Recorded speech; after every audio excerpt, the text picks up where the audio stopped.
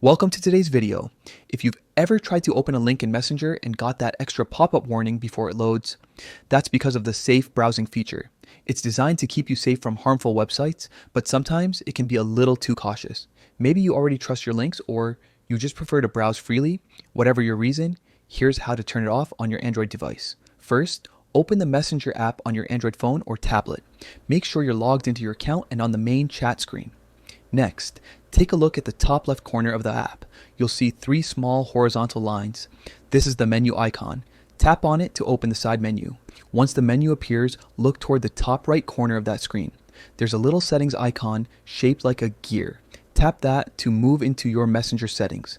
Now, scroll down a bit until you see privacy and safety. This is where most of your Messenger controls are kept, including login alerts, message requests, and of course, safe browsing settings. Tap on Privacy and Safety to open that section. From there, scroll until you find Safe Browsing. It might be turned on by default.